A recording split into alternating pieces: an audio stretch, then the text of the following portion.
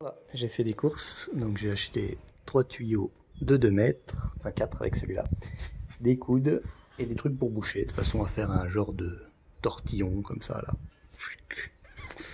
là. Par contre, il y a une petite difficulté, c'est intéressant de la souligner, c'est que les embouts des tuyaux, ils sont un petit peu agrandis, c'est pour pouvoir les emboîter les uns dans les autres. Du coup, par rapport aux coudes, il a fallu faire un audacieux mélange de coudes femelle mâle et de coudes femelle femelle. Et pareil avec les bouchons, si par exemple je vais du côté normal, il rentre pas. Il faut vraiment être du côté du tuyau augmenté pour que ça rentre dedans.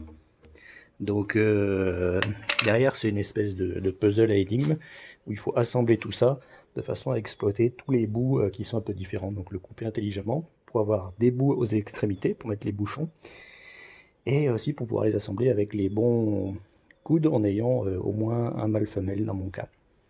Voilà. Restera plus qu'à l'assembler, je pense que je vais siliconer après et mettre des poutres en bois pour tenir le tout. Voilà, j'ai disposé mon puzzle. Maintenant il va s'agir de couper ici et ici pour mettre ces doubles coudes et avec les chutes de tuyaux qui va me rester, je mettrai donc les longueurs ici, là et là que j'ai pas encore estimé, mais c'est pour bientôt. Bon, alors j'ai fait les calculs sur les distances longueurs qu'il me fallait, mais avant de l'assembler, comme il ne tiendra pas debout tout seul, il faut que je mette en place des poutres qui vont le soutenir. Alors ça va pas avoir besoin d'être aussi grand que ça, je vais aussi couper les poutres et prévoir des endroits où je pourrais l'attacher avec du fil de fer, et comme ça il tiendra. Et puis je vais utiliser des petits crochets adhésifs pour pas abîmer le mur, qui me permettront d'attacher les poutres. Ça n'a pas besoin d'être très solide parce que ça doit juste l'empêcher de basculer.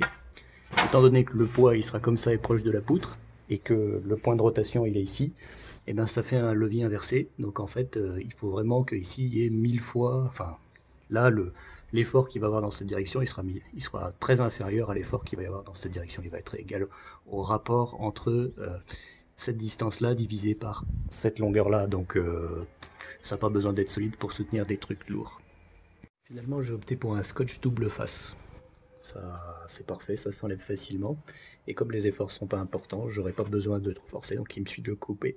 J'ai désinfecté, enfin j'ai nettoyé à l'alcool à brûler avec un chiffon et du spray. Et maintenant je vais coller les poutres une par une. Voilà, le résultat semble plutôt solide. Pour une résistance optimale, il faut exploiter le phénomène de levier, c'est-à-dire qu'au moment du collage, il faut l'appuyer contre le sol, parce que le poids il doit être appuyé contre la poutre, et il faut mettre le scotch sur la partie haute seulement. Pas besoin d'en mettre en bas. Si on doit le répartir, il vaut mieux le répartir tout en haut, et pas des points. Donc appuyer, répartir en haut et pousser. Surprise, ça adhère pas. Soit le mur, soit la poutre n'est pas tout à fait droite. Et donc du coup ça marche pas. On a quand même un peu de tenue, mais je sais pas si ça suffira. Le temps nous le dira. J'ai fini le découpage des tuyaux, donc la prochaine étape ça va être de tout coller. Par contre, il va falloir que j'ajoute des ronds ici et que je retrouve mon fil de fer pour préparer les accroches, pour d'abord accrocher ce U, et ensuite avoir de quoi accrocher l'autre au-dessus, et après je ferai l'assemblage final. Voilà, il faut que tout tienne, quoi, faut pas que ça s'écroule pendant que je colle. Alors, je pensais le coller directement sur le truc, mais en fait je pense qu'il faut un support stable. Donc j'ai acheté la colle. Selon les tutos, il faut limer les parties mâles pour les chanfreiner à 45 degrés. Et il faut dépolir avec du papier de verre, puis étaler la colle. Et d'abord, il faudra nettoyer avec un décapant. Moi, je vais utiliser de l'alcool. Et ensuite, on assemble sans faire tourner, surtout juste tout droit. Et puis on essuie avec un chiffon. En 10 minutes, c'est sec. Et en 1 heure, c'est dur. Donc moi, je pense faire 2 U. Et je ferai un assemblage intermédiaire à la fin. Voilà.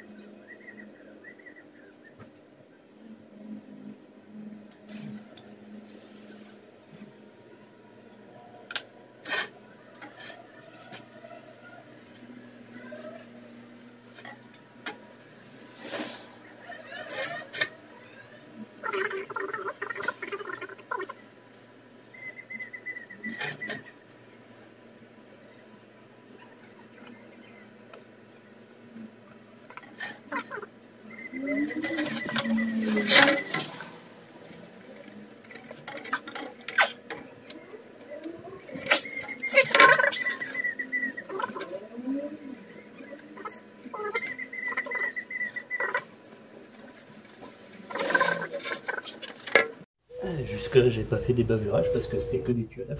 Là, par exemple j'ai un morceau de tuyau que je vais utiliser, que je vais mettre entre deux coudes comme ça. Bah là on a un côté chanfreiné et là on a un côté scié. C'est très important de les bavurer et de le chanfreiner. Moi je vais utiliser une lime.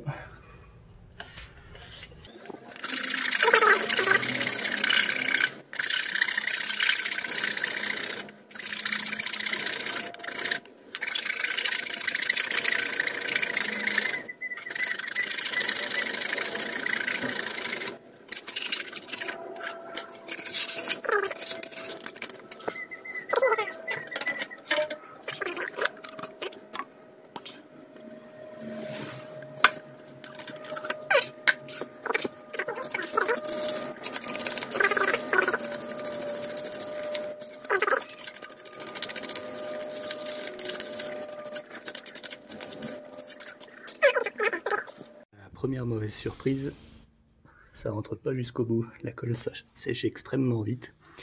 Je sais pas si c'est normal ou pas, j'espère que c'est normal. Je vais continuer. Le pire ça va être quand il va falloir tester et que ça va fuir de partout, on verra. Deuxième erreur fatidique. Donc ce coup-ci j'ai dû le tordre après l'avoir mis alors qu'il disait bien qu'il fallait jamais le tordre, l'enfoncer sans le tordre. Le problème c'est que le mettre parfaitement parallèle en appuyant c'est impossible.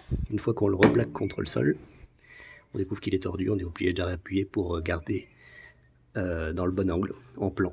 Du coup j'espère que ça créera pas trop de problèmes au niveau de l'étanchéité. Technique pour pas refaire la même erreur, donc ce coup-ci je les ai assemblés sans les coller sur le sol qui sert de gabarit et j'ai rajouté des traits. Comme ça au moment où je l'assemblerai avec la colle, je fais en sorte que les traits tombent en face et ça sera bon. Par contre je me dis que j'aurais été plus précis si j'avais déjà eu les tuyaux dessus. Au moment où j'aurais plaqué sur le sol, j'aurais eu une meilleure précision angulaire pour l'ajustement avant de mettre les traits. Voilà. Je viens de faire une nouvelle découverte. Quand l'assemblage se passe à l'ombre, quand il fait pas très chaud, genre là il fait nuageux, et ben ça se passe beaucoup mieux, ça glisse, c'est pas déjà sec quand on essuie, etc. Donc c'est vraiment le fait de travailler au soleil qui peut foutre la merde. Donc là on atteint une étape un peu critique. Donc en fait ça devrait être dans l'autre sens et ce coude-là se mettre là. Le problème c'est que la terrasse n'est pas assez large. Donc ça va pas être possible. Donc il va falloir l'assembler directement une fois qu'il sera attaché contre le mur. Donc ce que je vais faire, je vais prendre ce coude là et je vais le mettre là, ça passe encore. Ensuite j'attacherai ça au mur et après viendra le moment critique de venir coller ça contre le deuxième coude ici. Et c'est là que ça risquera de capoter. On va voir. Voilà, la première partie du plan, le moins qu'on puisse dire c'est que ça s'est pas passé comme on a voulu.